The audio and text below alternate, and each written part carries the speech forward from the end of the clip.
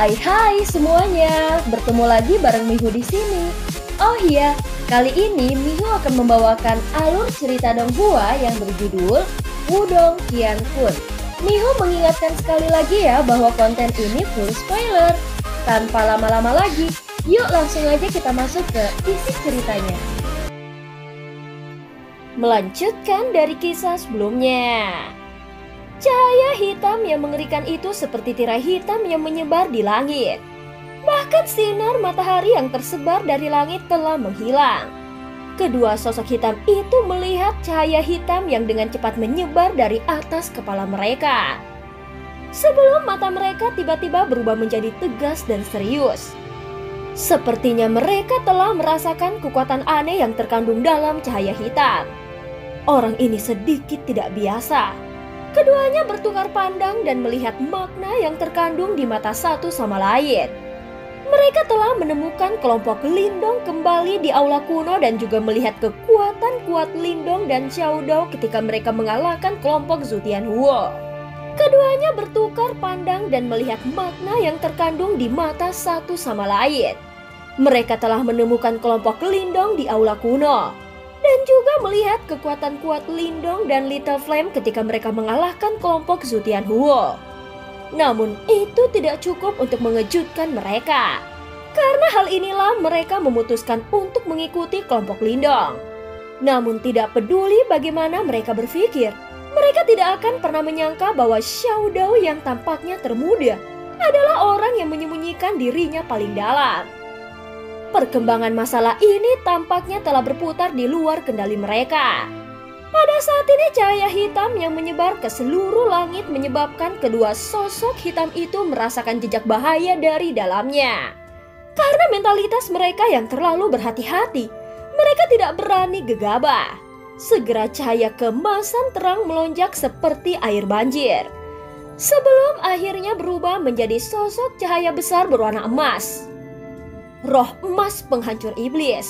Sosok cahaya berwarna emas berdiri di dalam cahaya hitam yang mengerikan.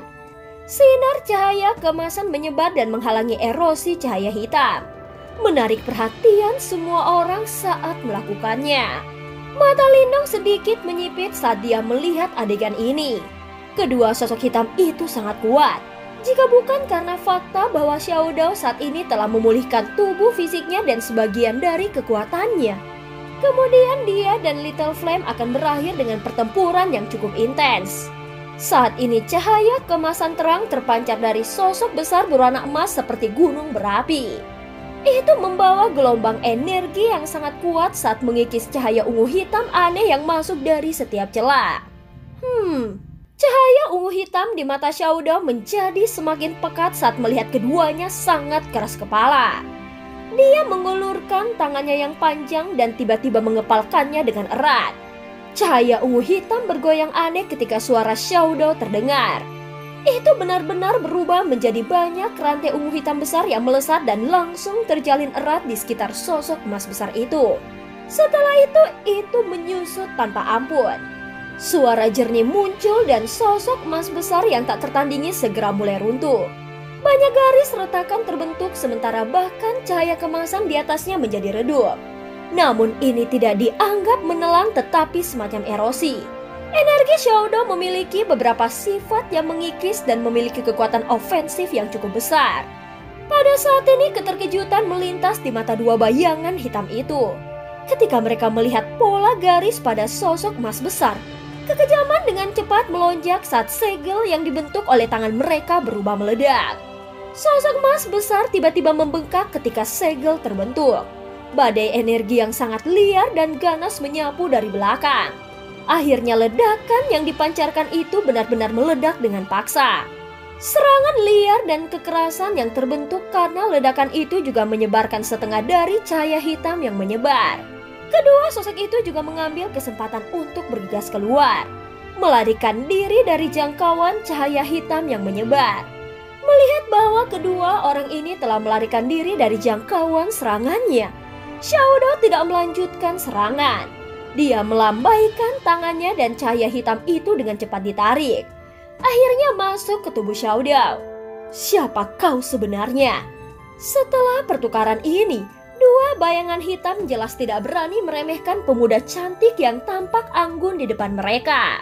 Suara seram mereka memiliki tambahan kejutan. Biarkan aku memperingatkanmu, jangan campur tangan dalam masalah ini.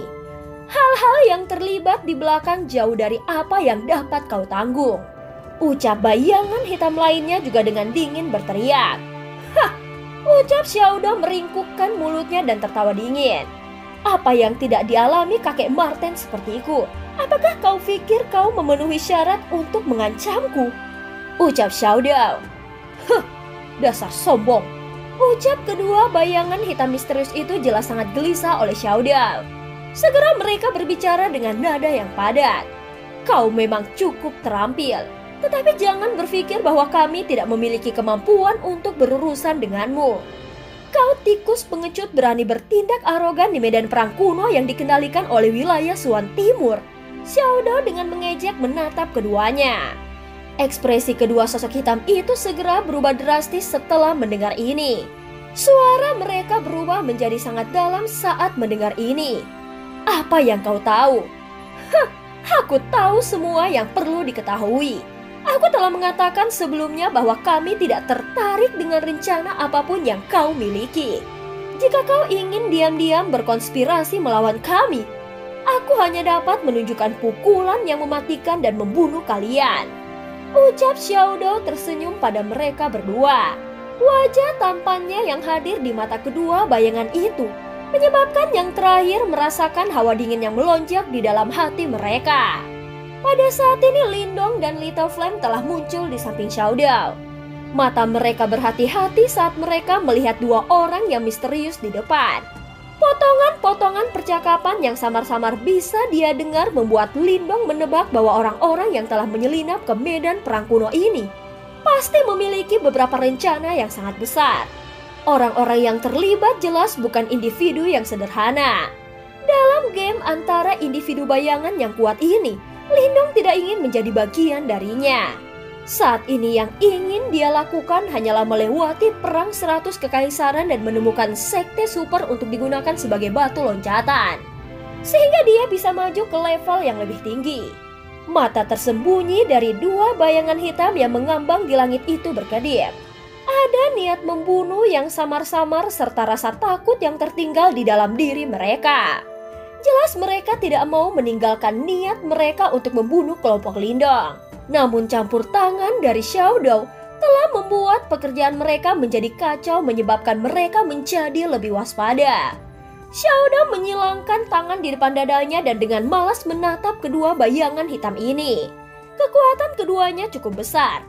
Jika dia tidak menggunakan tubuh sebenarnya dari suku Marten Iblis, kemungkinan akan ada beberapa kesulitan untuk membunuh mereka. Namun jika dia melakukan itu pasti akan menarik perhatian para ahli yang memperhatikan ruang ini dengan cermat. Pada saat itu dia bahkan mungkin membawa banyak masalah bagi Lindong. Oleh karena itu, memaksa keduanya untuk mundur adalah hasil terbaik. Lindong jelas menyadari niat Xiaodao. Karena itu dia tidak mengatakan apa-apa lagi. Kedua bayangan hitam ini cukup kuat tetapi tidak mungkin membuat kelompoknya untuk takut. Namun jelas bahwa tidak ada satu-satunya yang terlibat dalam rencana besar dan revolusioner ini. Lindong tidak berniat untuk menyentuh rawa ini. Suasana di udara menegang.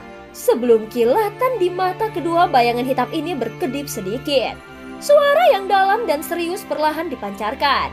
Karena kau bersikeras untuk tidak ikut campur, kami berdua akan memberimu rasa hormat. Namun aku harap kau ingat janjimu. Jangan sembarangan ikut campur dalam masalah ini. Airnya terlalu dalam dan terlepas dari kemampuan apa yang kau miliki, kau akan tenggelam di dalamnya. Ucap bayangan itu. Xiaodao mengangkat bahu dan tetap tidak berkomitmen. Mudah-mudahan kami tidak akan mendengar rumor lain. Jika berita di sini bocor, secara alami akan ada seseorang yang akan menemukan masalah dengan kalian. Pada saat itu situasinya mungkin tidak dapat diselesaikan dengan mudah seperti sekarang. Kedua bayangan hitam itu melirik ke arah kelompok Lindong dengan sinis. Akhirnya mereka mengerti dengan jelas bahwa tidak ada gunanya mengatakan apa-apa lagi. Mereka segera berhenti berbicara ketika mereka berbalik. berubah menjadi dua sinar cahaya hitam yang dengan cepat melesat keluar. Dan dalam beberapa saat, mereka sudah menghilang ke cakrawala. Xiaodo hanya dengan malas menarik matanya setelah melihat bahwa bayangan hitam itu telah menghilang ke kejauhan. Lindong menyeringai. Dia juga menarik matanya yang melihat ke kejauhan dan dengan lembut berkata, "Sepertinya masalah mengenai medan perang kuno ini benar-benar memiliki implikasi yang luas. Tempat ini adalah wilayah Suan Timur. Selain itu, ini adalah tempat di mana cukup banyak sekte super memilih murid. Namun orang-orang ini sebenarnya berani campur tangan. Aku benar-benar bertanya-tanya monster hebat macam apa yang mendukung mereka," ucap Lindong. Kemungkinan orang-orang ini tidak akan membiarkan masalah ini dengan mudah. Xiaodo yang diam di samping tiba-tiba berkomentar. Lindong mengangguk. Kali ini mereka mengandalkan kekuatan Xiaodo untuk menyebabkan rencana ofensif pihak lain gagal. Namun dengan pengalaman ini, pihak lain tidak akan lagi membuat kesalahan ini lagi di masa depan. Juga tidak perlu terlalu khawatir. Medan perang kuno ini bagaimanapun juga adalah wilayah sekte-sekte super dari wilayah Suan Timur.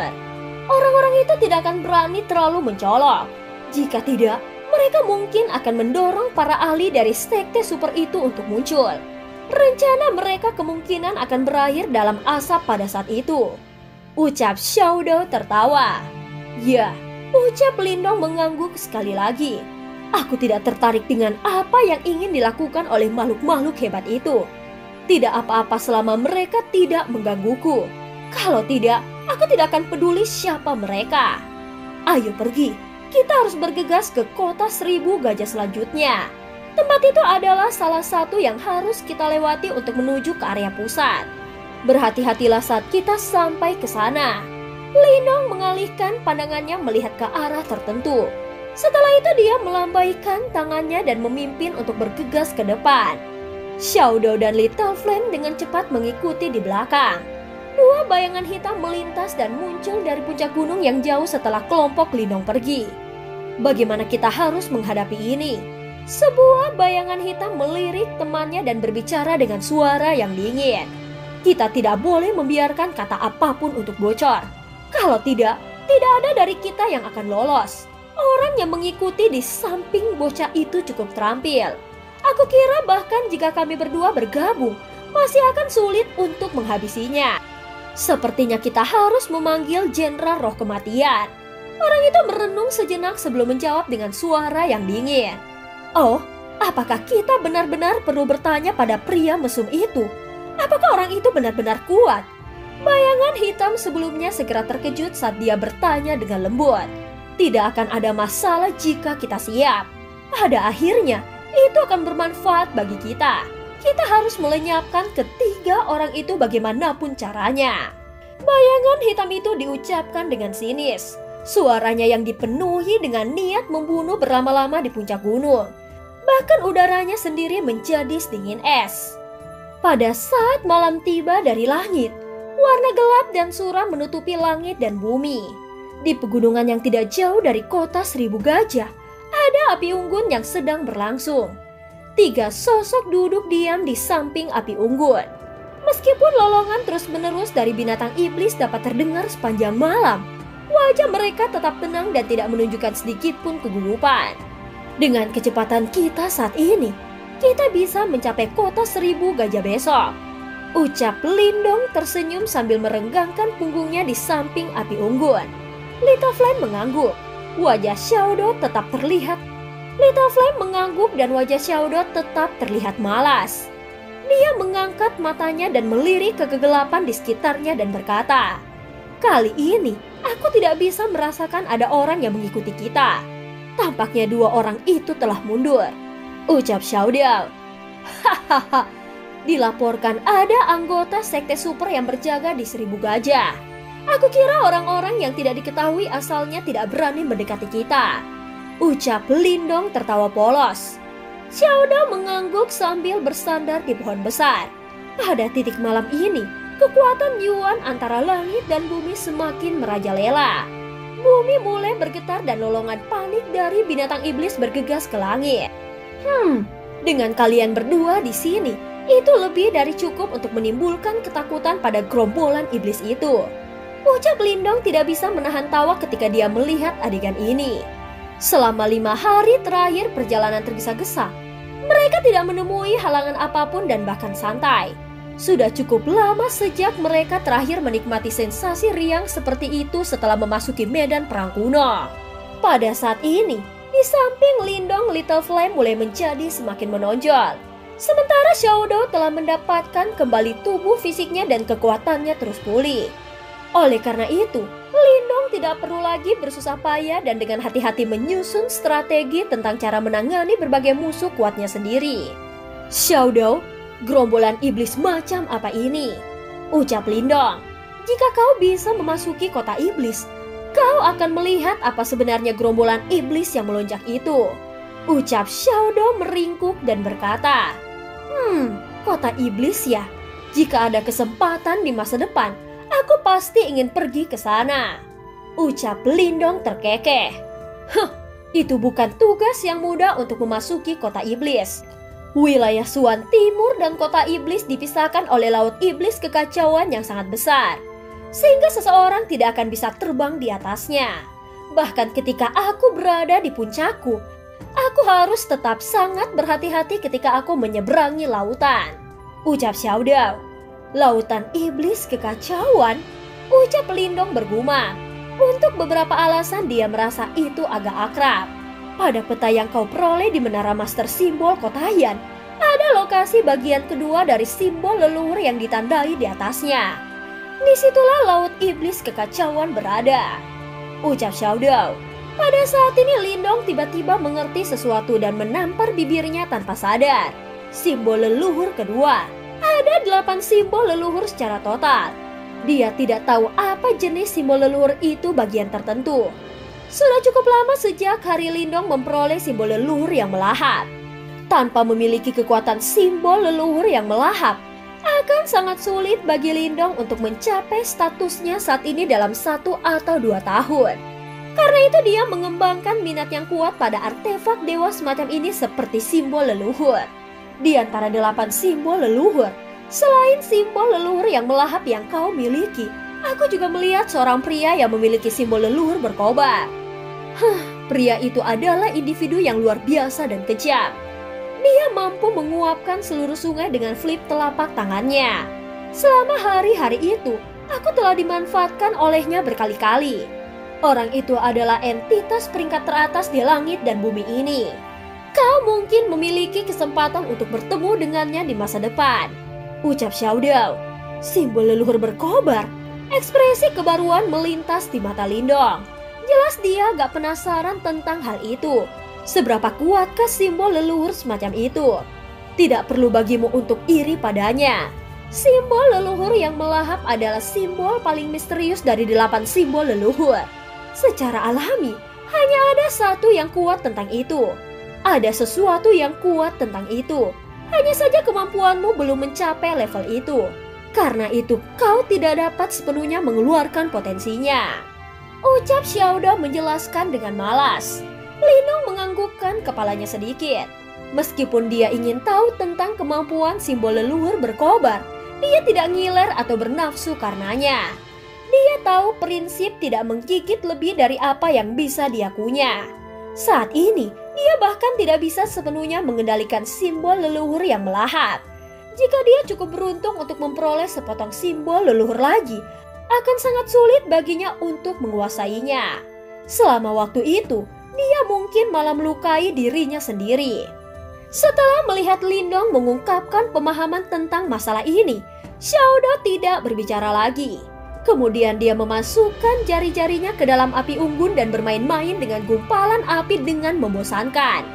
Setelah beberapa saat, jari-jarinya tiba-tiba bergetar dan alisnya sedikit terlipat. Pada saat yang sama, Lindong dan Little Flame merasakan sesuatu juga.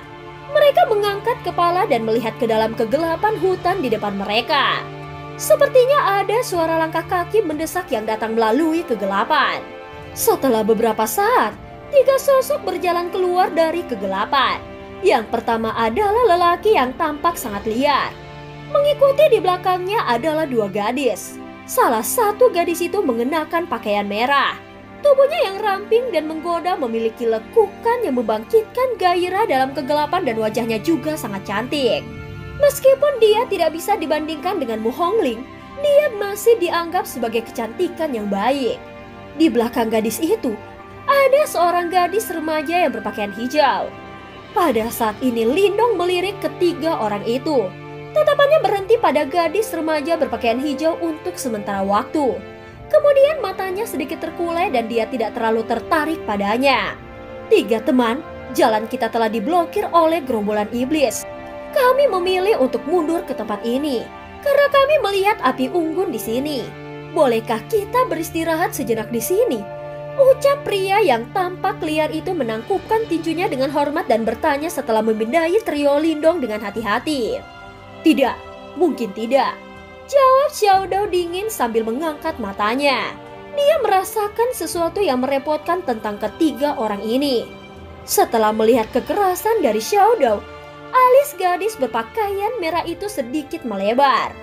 Tepat ketika dia akan mengatakan sesuatu, dia dihentikan oleh pria itu dengan tergesa-gesa. Pria itu tampak liar, tetapi dia sangat teliti dalam tindakannya. Di malam yang gelap ini, seluruh pegunungan dipenuhi dengan gerombolan iblis. Namun anehnya tempat ini kosong. Bahkan gerombolan iblis itu tidak berani mendekati tempat ini. Meskipun dia tidak yakin dengan alasan yang tepat, dia tidak berani meremehkan ketiga pria yang tampak sangat muda ini. Karena teman ini tidak mau diganggu, kita akan meninggalkan tempat ini. Ucap pria itu menggertakkan giginya sedikit. Dia agak tegas saat dia berbalik dan bersiap untuk pergi. Di samping pria itu, gadis remaja berpakaian hijau menggigit bibirnya. Dia memandang trio Lindong dan bertanya dengan malu-malu. Tiga kakak laki-laki, kami tidak akan mengganggumu. Kami hanya akan beristirahat di sampingmu untuk sementara waktu. Setelah gerombolan iblis itu pergi, kami akan pergi juga. Jika kalian tidak puas, kami dapat menawarkan kalian beberapa pil nirvana sebagai imbalan.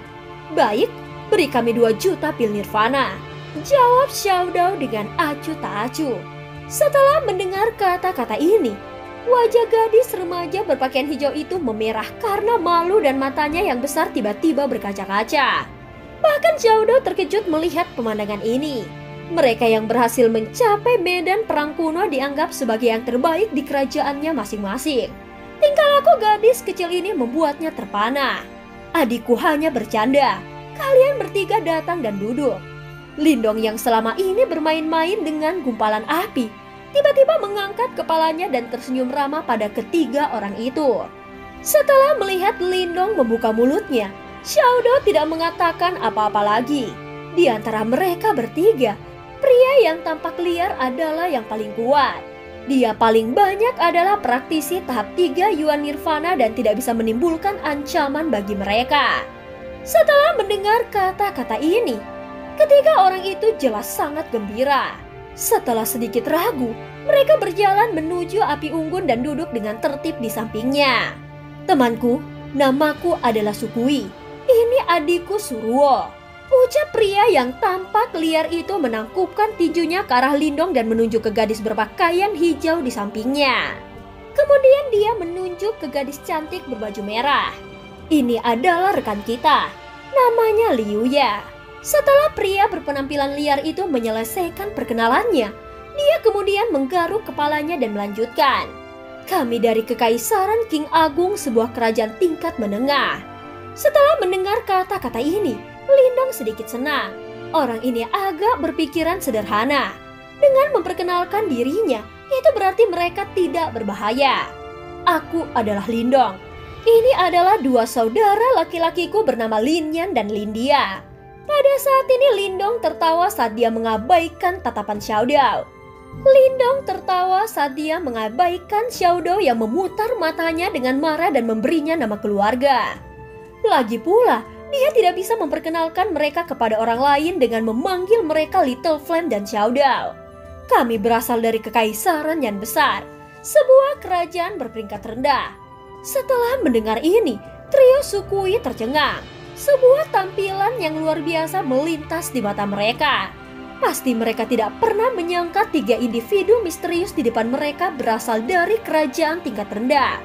Saudara Lindong, apakah kau benar-benar dari kerajaan berperingkat rendah? Gadis remaja yang bernama Suruo mau tidak mau bertanya sambil mengangkat mata hitamnya yang besar.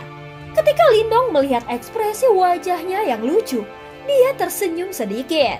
Setelah bertarung dengan begitu banyak orang di medan perang kuno selama hampir 1 tahun, dia tidak memiliki percakapan damai dengan seseorang seperti sekarang.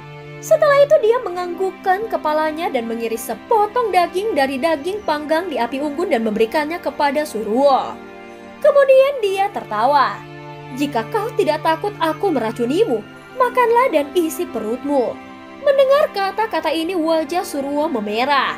Setelah berterima kasih kepada Lindong dengan suara lembut, dia mengulurkan tangannya.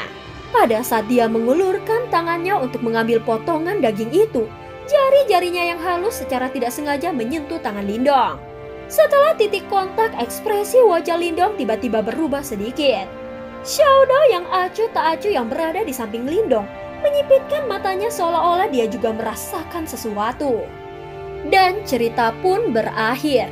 Terima kasih udah dengerin Mihu dari awal sampai akhir ya. Jangan lupa untuk like dan subscribe. Sampai jumpa.